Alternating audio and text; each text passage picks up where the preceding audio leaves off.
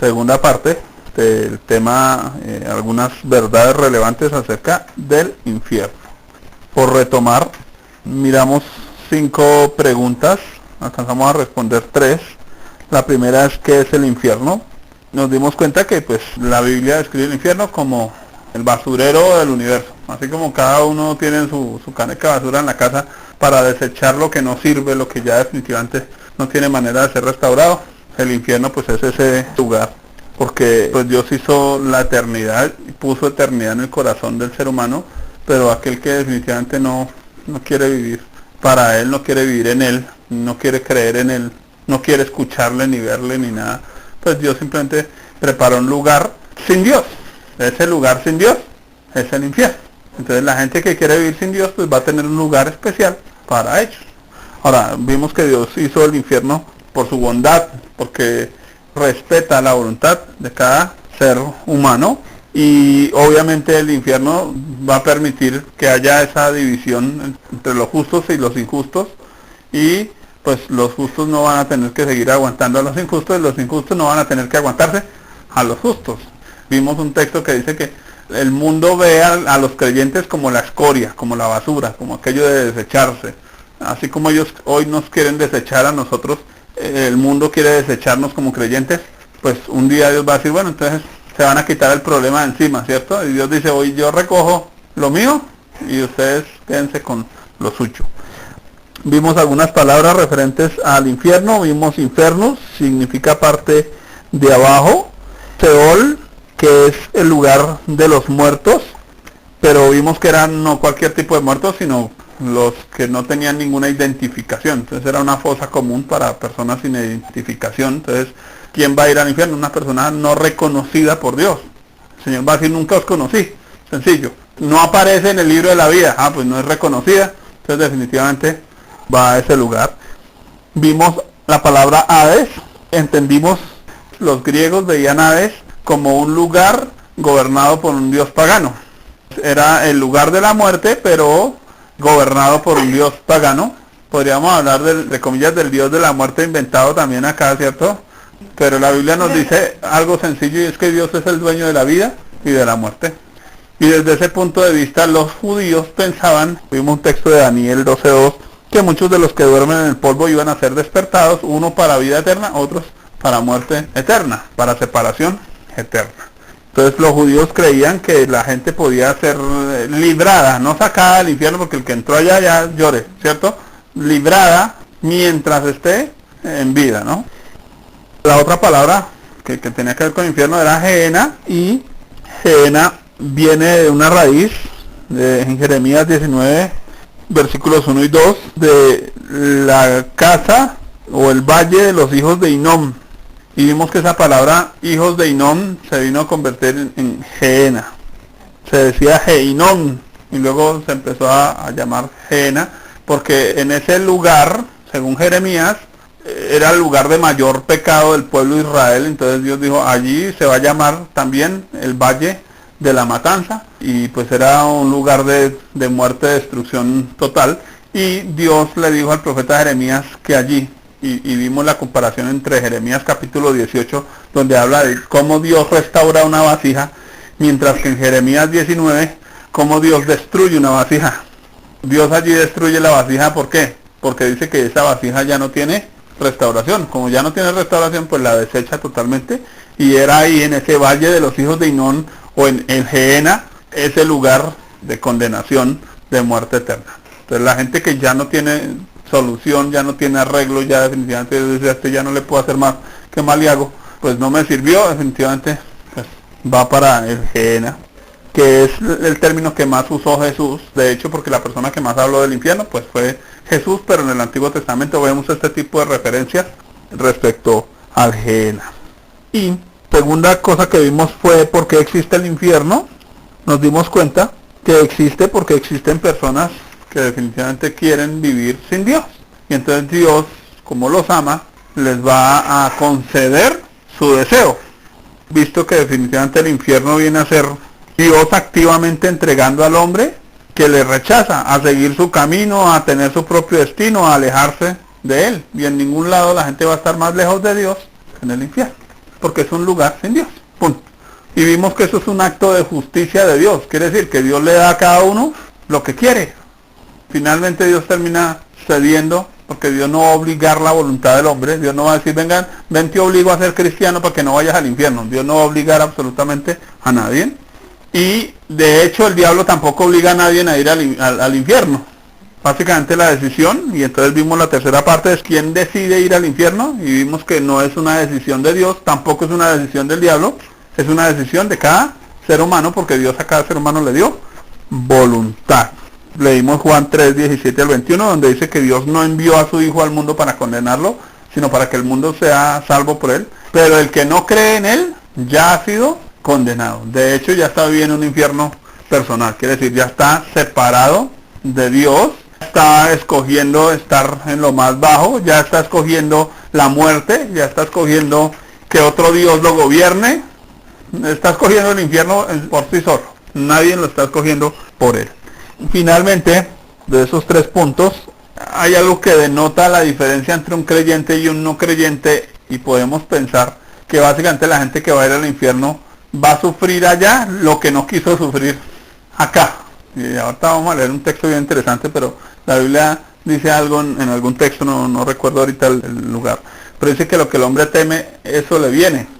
El ser humano ha temido la pobreza, en el infierno va a vivir la extrema pobreza, ha temido el rechazo, allá va a vivir extremo rechazo, mientras que el creyente que se ha sometido y ha tomado la cruz, que está experimentando el rechazo, la pobreza, la persecución, el maltrato, muchas de esas cosas que el creyente ha vivido aquí en la tierra, como las ha vivido en Cristo, en el cielo que va a pasar. Dice que en el cielo el Señor va a estar enjugando las lágrimas de aquellos, pero los otros que no sufrieron males aquí en la tierra, que no sufrieron nada de nada aquí en la tierra, pues allá en el infierno van a sufrir todo lo que no quisieron por causa de Cristo, porque no quisieron padecer por el Señor, no quisieron los vituperios, no quisieron la persecución, no quisieron nada de eso, pues allá sí van a tener todo eso. Y vimos que en ese punto el creyente que tiene su mirada puesta en lo eterno, obviamente se fortalece en Dios. Los falsos creyentes evitan sufrir, ¿cierto? Pero muchos de ellos que están evitando sufrir, como por ejemplo las vírgenes insensatas, que no querían ir y comprar aceite. Entonces ellas querían evitar la fatiga. Y por evitar la fatiga, ¿cómo quedaron? Quedaron por fuera de la boda, ¿cierto? Hay creyentes que de alguna manera están en un estilo de... porque no se han decidido, están viviendo de manera tibia. Y eso ya lo observamos. Y vimos obviamente los incrédulos, ellos aman el mundo, y la Biblia dice que el mundo pasa y sus deseos. Ellos están viviendo para el mundo, ellos están viviendo para tener buena casa, buena comida, buenos paseos, buenas vacaciones, todo lo que es de esta tierra, ¿cierto? Placeres sexuales, etcétera. Pero dice que el mundo pasa y sus deseos, porque dice que todas las cosas que están en el mundo no provienen del Padre, y eso es algo que es interesante. Dios no creó esto para que nosotros nos apropiáramos de esto. Quiere decir, el creyente no vive para el mundo. Nosotros somos peregrinos y extranjeros sobre la tierra, pero el que quiere vivir solo para este mundo, pues obviamente se está aferrando a los deseos de este mundo, a los placeres de este mundo, etcétera. Pero eso no proviene del Padre, y eso va a pasar. Quiere decir, un día eso ya no va a estar, y en ese sentido se van a quedar sin nada. Entonces la persona que va a ir al infierno también va a vivir sin nada, porque todo lo que tenía estaba ligado a este mundo, mientras que el creyente ha hecho tesoros en el cielo. Entonces, como tiene tesoros en el cielo y tiene el pase de entrada, pues allá tiene todo guardadito lo que necesita. Allá sí va a tener todo con lo que va a disfrutar eternamente, porque tenemos que empezar a verlo desde una perspectiva eterna. Ayer me llamó la atención algo, nos contaban una historia, habían unos niños y les estaban enseñando el propósito de Dios. Sucedió algo, la niña, un accidente, la atropellaron, no me acuerdo, y entonces uno de los amiguitos de la iglesia vino a las profesoras de escuela dominical a hacerle la pregunta, ¿por qué se murió si no cumplió el propósito de Dios? Y pues fue una pregunta fuerte, ¿no? Para ellas pues confrontante. Yo inmediatamente me quedé pensando, pero es que el propósito de Dios no es esta tierra. Nosotros no cumplimos el propósito de Dios en esta tierra. El propósito de Dios es eterno. Dios no tiene un propósito con nosotros solo acá. Dice que muchos de los creyentes en Hebreos 11 murieron sin haber recibido lo prometido, no sé, en esta tierra. Aquí cumplimos un servicio, seguramente cumplamos propósitos de Dios, valga la aclaración, pero el propósito de Dios no tiene nada que ver en este mundo. Lo estaremos viviendo por etapas. ¿Qué sucede? Muchos creyentes están aferrados también a este mundo, porque es que hasta que no compre mi casa, hasta que mis hijos no sean grandes, hasta que no tenga la pensión, y están igual de aferrados a los del mundo, a las cosas terrenales. Pero mire que aquí Abraham dice, no, yo no espero esta tierra, yo espero la por venir, la construida por Dios. Entonces qué interesante pensar en eso, en ese punto de la eternidad, porque si pensamos en el infierno tenemos que pensar en un concepto eterno mucho más amplio de lo que estamos viviendo acá, ¿sí? Lo de acá, según Pablo, es temporal. Dice, esta leve tribulación momentánea produce algo eterno. Tenemos que empezar a ver la diferencia, porque muchos de nosotros como creyentes nos quedamos muy amañaditos, mis hijitos, mis nieticos, mi marido, mi mujer, y estamos esperando a que ellos se conviertan para nosotros servirle a Dios. Estamos esperando que ellos sí anden para nosotros andar, que ellos tengan, que se casen, que obedezcan, y de pronto nos quedamos esperando y no hicimos nada de lo que Dios sí quiere que hagamos. Necesitamos empezar a andar nosotros, porque en ese sentido muchos van a quedar atrás, y a nosotros nos corresponde seguir andándole. Por eso el Señor dice, el que no renuncia a Padre, o sea, si usted no se suelta de eso, no va a tomar la cruz. No me diga que va a tomar la cruz, porque no la ha tomado. Si usted no ha soltado eso, no ha tomado la cruz, punto. Y si no ha tomado la cruz, todavía no está andando por donde tiene que andar. Vamos entonces al cuarto punto, y es, ¿cómo es el infierno? Quiero responder esta pregunta no en base a lo que todo el mundo sabe, ¿cierto? Todo el mundo infierno y se imaginan candela, se imaginan demonios allá con unas caras horripilantes, gusanos inmortales, ¿cierto? Más grandecitos de los de la guayaba. Eso ya, entre comillas, está trillado en el ámbito tanto evangélico como secular, ¿cierto? Porque en el ámbito secular también muestran el infierno de muchas formas.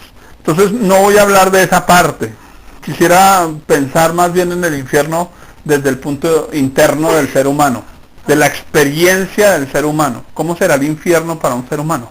Y encontré un texto preciso que describe el infierno desde adentro del corazón de un hombre. Porque si hay algo que va a pasar es que la persona que va a entrar en el infierno va a experimentar una absoluta vacedad. ¿Me entienden el concepto de vacedad? Se va a sentir vacía.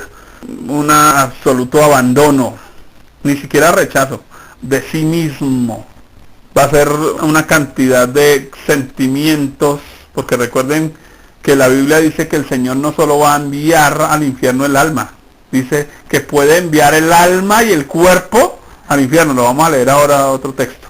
¿Qué es lo único que no va a tener allá? No va a tener espíritu. La oportunidad de relacionarse con Dios, porque definitivamente ya allí no.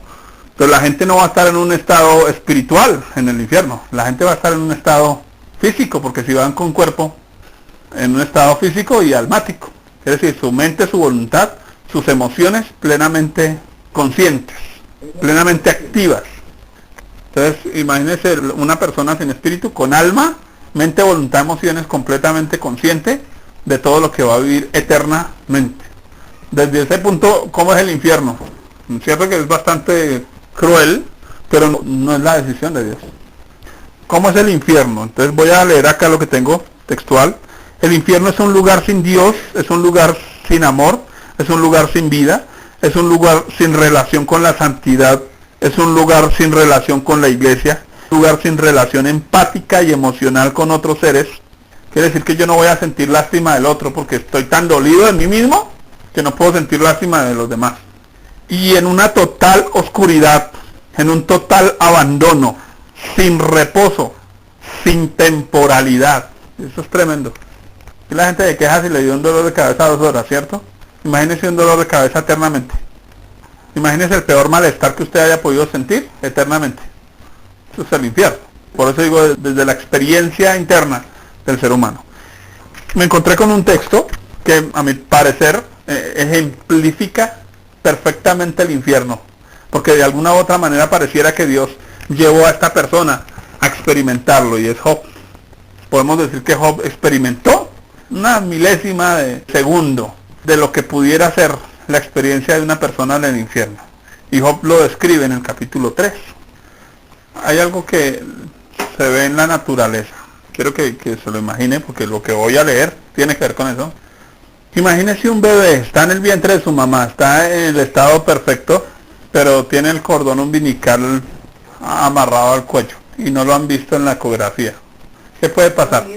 Él va a salir, pero como está aferrado a la mamá por ese cordón umbilical, va a ser un abortivo, porque no va a nacer.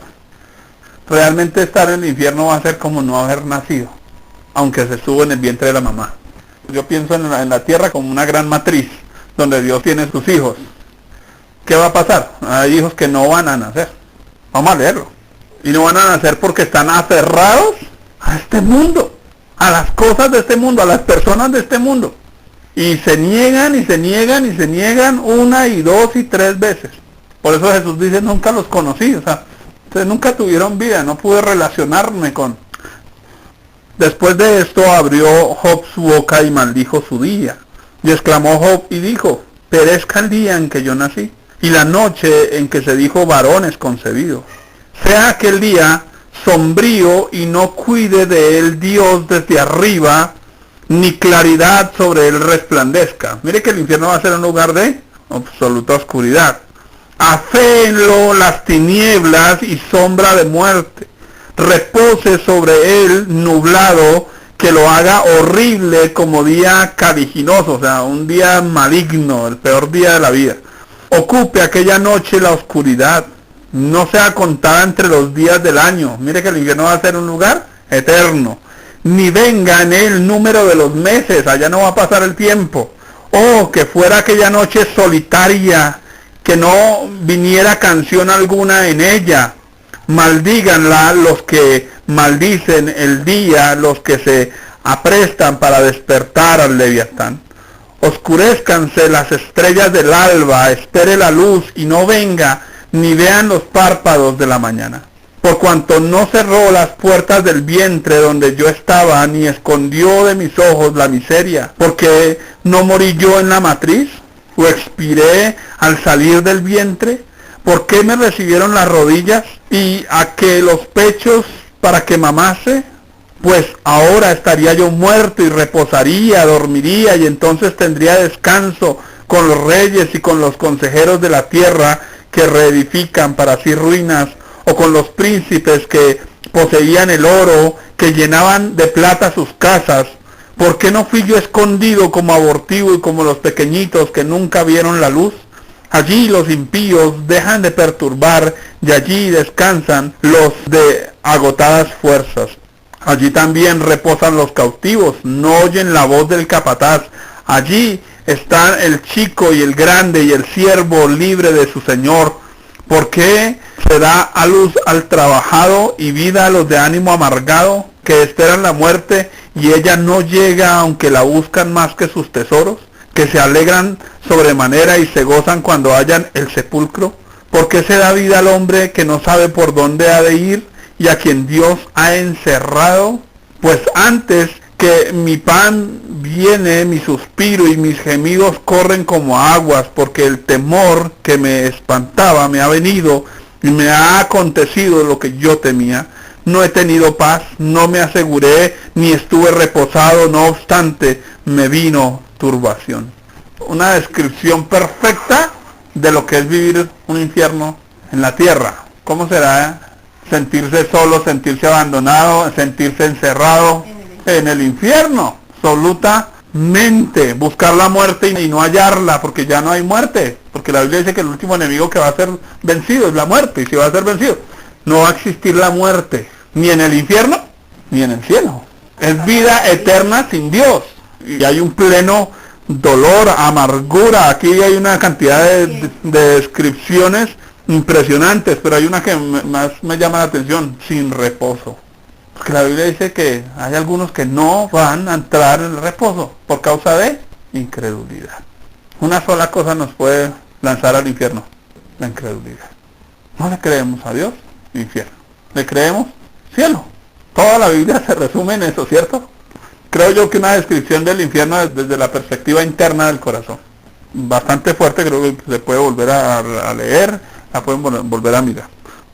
La última pregunta entonces que vamos a resolver es: ¿puede un hombre ser librado del infierno, podría decir que esto es más evangelístico en ese sentido, y es sí, si acepta a Jesús como su Señor y Salvador. Segunda de Timoteo 2:24 al 26. Porque el siervo del Señor no debe ser contencioso, sino amable para con todos, apto para enseñar, sufrido, que con mansedumbre corrija a los que se oponen, por si quizás Dios les conceda que se arrepientan para conocer la verdad y escapen del lazo del diablo en que están cautivos a voluntad de él. El diablo ha tomado a cada persona en el mundo y le ha puesto el cordón umbilical alrededor del cuello. ¿Qué espera? Que se ahorquen, que se mueran, que es un abortivo. Entonces ahí están. En ese sentido, sí, puede ser librado, pero antes de la muerte. Antes de que Dios tome esta gran matriz y la rompa. Que cuando rompa la fuente, definitivamente ya el que esté amarrado a este mundo se murió.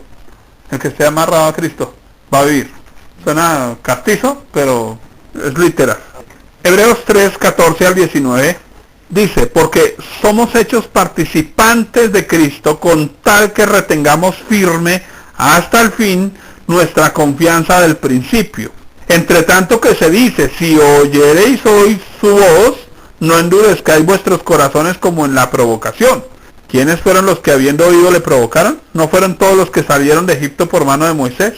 ¿Y con quienes estuvo el disgustado 40 años? ¿No fue con los que pecaron, cuyos cuerpos cayeron en el desierto? ¿Y a quienes juró que no entrarían en su reposo, sino aquellos que desobedecieron? Y vemos que no pudieron entrar a causa de incredulidad. Vuelve y se resume todo en la fe. Usted puede ser librado, o alguien puede ser librado del infierno por medio de la fe. ¿Quién no va a ser librado? Todo el que rechaza en esta vida temporal, 40, 50, 70, 80 años que viva, la salvación de Dios por medio de Jesús. Segunda de Pedro 2:4 al 10 dice la escritura: porque si Dios no perdonó a los ángeles que pecaron, sino que arrojándolos al infierno los entregó a prisiones de oscuridad, para ser reservados al juicio, y si no perdonó al mundo antiguo, sino que guardó a Noé, pregonero de justicia, con otras 7 personas, trayendo el diluvio sobre el mundo de los impíos, y si condenó por destrucción a las ciudades de Sodoma y de Gomorra, reduciéndolas a ceniza y poniéndolas de ejemplo a los que habían de vivir impíamente, y libró al justo Lot, abrumado por la nefanda conducta de los malvados, sabe el Señor librar de tentación a los piadosos y reservar a los injustos para ser castigados en el día del juicio, y mayormente a aquellos que siguiendo la carne andan en concupiscencia e inmundicia y desprecian el señorío. Es claro el punto, ¿cierto? Lucas 16, 22 al 31. Y esa es la historia que ya todos conocemos del rico y Lázaro. Dice: aconteció que murió el mendigo y fue llevado por los ángeles al seno de Abraham. Murió también el rico y fue sepultado. Y en el Hades alzó sus ojos, estando en tormentos, y vio de lejos a Abraham y a Lázaro en su seno. Entonces él, dando voces, dijo: Padre Abraham, ten misericordia de mí, y envía a Lázaro para que moje la punta de su dedo en agua, y refresque mi lengua, porque estoy atormentado en esta llama. Pero Abraham le dijo: Hijo, acuérdate que recibiste tus bienes en tu vida, y Lázaro también males. Pero ahora este es consolado aquí, y tú atormentado. Además de todo esto, una gran cima está puesta entre nosotros y vosotros, de manera que los que quisieren pasar de aquí a vosotros no pueden, ni de allá pasar acá. Entonces le dijo: te ruego pues, Padre, que le envíes a la casa de mi padre, porque tengo 5 hermanos, para que les testifique, a fin de que no vengan ellos también a este lugar de tormento. Qué interesante, ¿cierto? Ya está pidiendo que le envíen un evangelista a la familia, ¿no? Y Abraham le dijo a Moisés y a los profetas: tienen, óiganlos. Él entonces dijo: no, padre Abraham, pero si alguno fuere a ellos de entre los muertos, se arrepentirán. O sea, que les pase algo sobrenatural para que se conviertan, ¿cierto? Mas Abraham le dijo: si no oyen a Moisés y a los profetas, tampoco se persuadirán, aunque alguno se levantare de los muertos. De hecho, mucha gente se le ha parecido hasta Cristo en persona y tampoco se convierte. Porque ¿qué es lo que trae conversión? Leer la Biblia, creerla. Nada más. Necesitan oír la palabra de Dios. No necesitan ir a una iglesia. Necesitan oír la palabra de Dios. No necesitan escuchar música cristiana. Necesitan oír la palabra de Dios y creerla. Porque la pueden oír.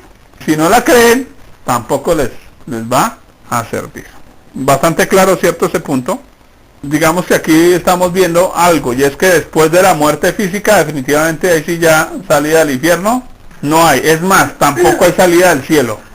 Y eso me parece interesante porque mucha gente dice, no, es que se me apareció el fulano, el hermano cristiano que murió hace 2 meses. No, dice ahí que no hay forma de ¿qué? De salir de allá. Entonces que se me apareció fulano que estaba en el infierno, no se pudo. O sea, ese que estaba en el cielo tampoco tiene por qué aparecer. Dios no nos va a mandar a la abuela, tatarabuela que si era cristiana de verdad, a que se aparezca allá para que convenza a los otros. No se puede.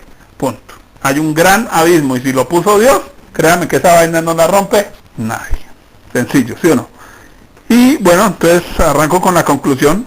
Temer al infierno nunca nos va a librar del infierno. Es temer a Dios lo que nos puede librar del infierno. Porque es que tristemente cuando se predican este tipo de cosas a la gente le meten el terror más absoluto. Porque si se asustan con el infierno, entonces eso van a decir, no, llévenme para el cielo como sea. No, esa vaina no le va a funcionar. La gente necesita no temer al infierno. Tampoco necesita enamorarse de la iglesia. Porque es que creemos que si la gente enamora de la iglesia se va a convertir. Entonces si le presenta una iglesia bien bonita, grande, bien decorada, también se va a enamorar de la iglesia y entonces, no. ¿Qué es lo que salva al infierno? Temer a Dios. Mateo 10:28 dice, y no temáis a los que matan el cuerpo, mas el alma no pueden matar. Temed más bien a aquel que puede destruir el alma y el cuerpo en el infierno. Hebreos 6:19-20. Porque hay algo que es interesante. Dios es muy ilustrativo. Así como el diablo amarró el cordón umbilical al cuello de todo ser humano que no cree en Jesús, Cristo se preparó un barco y dijo, agárrense aunque sea del ancla. Dice, la cual tenemos como segura y firme ancla del alma. Oiga, el alma tiene que estar anclada en algún lugar. No puede estar anclada a la tierra, no puede estar anclada al infierno, tiene que estar anclada a Cristo. Dice que esa segura y firme ancla del alma y que penetra hasta dentro del velo donde Jesús entró por nosotros como precursor, hecho sumo sacerdote para siempre según el orden de Melquisedec. Y eso es una figura del Antiguo Testamento muy interesante. Y recuerden que el sacerdote cómo debía entrar, amarrado, ¿cierto? Y entraba amarrado y desde afuera le iban soltando la cabullita para que él entrara al lugar santísimo. Pero aquí hay algo interesante. Jesús salió del cielo amarrado y ¿qué hizo? Nos tomó. Ese es el ancla del alma. ¿Y Dios qué va a hacer? Dios va un día a jalar la cuerdita y todos los que estén agarrados de Cristo entran. Hoy entramos en el sentido de la oración como devoción al lugar santísimo, pero un día vamos a entrar al cielo, físicamente, completamente, con todo lo que somos, porque estamos pegados al ancla que es Cristo. Ahora, resulta que en el pasaje de Mateo 10:28 dice que no temamos, ¿cierto?, a los que matan el cuerpo. Temamos más bien a quién, al que puede destruir el alma del cuerpo del infierno. Ahí mismo en Mateo, ya el versículo 29 al 31, el Señor pareciera cambiar de tema, pero va a darle una razón al ser humano de por qué no debe ir al infierno. Dice, ¿no se venden 2 pajarillos por 1 cuarto? Con todo, ni uno de ellos cae a tierra sin vuestro Padre, pues aún vuestros cabellos están todos contados. Así que no temáis, más valéis vosotros que muchos pajarillos. Y recuerden que en la Biblia, cuando se habla de aves, se está hablando de los demonios. Lo leímos también la vez pasada. Casi que Jesús está hablando de manera simbólica, diciendo el ser humano vale más que los ángeles. Y eso lo dice en el Antiguo Testamento también, ¿cierto? ¿Qué dice? Lo hiciste poco menor que los ángeles, pero lo coronaste de gloria. Porque es como si Dios nunca hubiera contado los cabellos de un ángel. Pero hay algo que Dios sí ha contado. ¿Cuáles? Los cabellos de nosotros. Nosotros valemos más. ¿Por qué el ser humano debiera evitarse el infierno? ¿Por qué Dios quiere llevar al ser humano al cielo? Por su valor. El ser humano para Dios tiene un gran valor. Quiere decir, no se trata de no ir al infierno o de ir al cielo. Se trata de que somos valiosos para Dios, y la forma de evangelizar realmente no debe ser amenazar a la gente con el infierno. La forma de evangelizar debe ser mostrarle que el amor de Dios, el valor que tiene su alma y su cuerpo para Dios. Eso nos va a ayudar muchísimo más en la forma de compartirle a las personas también el evangelio desde ese punto, ¿sí? ¿Sabe que hay algo interesante? La persona que entiende su valor para Dios y acepta y cree que Dios dio todo por él para salvarlo, va a tener una respuesta correcta al evangelio. ¿Cuál va a ser la respuesta correcta al evangelio? Vamos a leerlo. Mateo 5:30, y con eso terminamos. Y si tu mano derecha te es ocasión de caer, córtala y échala de ti. Oiga, si su mano está aferrada al pecado, al mundo, córtelo para que le pueda Dios llevar el resto. Y volvemos al cordón umbilical. ¿Cuál sería la solución para salvar a ese bebé? Ya no se puede un parto natural. ¿Qué tocaría? Cesárea, y córtele el cordón. ¿Para qué? Para que sin desprendimiento no hay salvación. No va a haber salvación sin desprendimiento. El que no deja padre, madre, hijos, todo por el Señor, no puede ser su discípulo. Y es la mismo concepto acá. Si tu mano derecha te es ocasión de caer, si usted está a punto de pecar, de claudicar de la fe por causa del fulano, del sutano, córtalo, pues mejor te es que se pierda uno de tus miembros y no que todo tu cuerpo sea echado en el infierno. Sencillo, ¿sí o no? Dice en Lucas 12:5, leo ese texto que lo tengo acá y no lo había mirado. Dice, pero os enseñaré a quién debéis temer. Temed a aquel que después de haber quitado la vida, tiene poder para echar en el infierno. Si os digo a este, temed. Oiga, nuestra mirada, nuestra fe, nuestra esperanza, nuestra confianza debe estar totalmente puesta en Dios. Fuera de Él no hay salvación. Yo pienso que de alguna manera de lo que estábamos hablando, creo que a veces el misticismo es lo que hace que nosotros tengamos una perspectiva incorrecta tanto del cielo como del infierno, ¿cierto? Pero si nosotros miramos a la Biblia, mire que la Biblia usa imágenes muy naturales para tratar de expresarnos algo que es espiritual y que es muy real. Pienso que entender nosotros ahora el infierno, nos damos cuenta de que es necesario el infierno. Porque mucha gente ve a Dios como injusto. Porque dice, no, pero ¿por qué un Dios bueno va a mandar gente al infierno? La respuesta es porque Dios es bueno y es justo. ¿Qué pensaría usted de una mujer que está embarazada, su hijo se le enreda el ombligo en el cuello? Ella tiene su hijo en la casa, salió el niño, salió muerto. Y ella dice, no, pero como es mi niño, le pongo la ropa y el pañal y lo guardo. ¿Qué pensaría usted de una mujer así? Está loca, gracias. Dios estaría loco si no toma eso que ya está muerto, eso que ya no tiene vida, eso que ya no tiene esperanza, eso que ya no tiene ninguna salida, y lo guarda. No, pues que Dios ama a todo el mundo como es.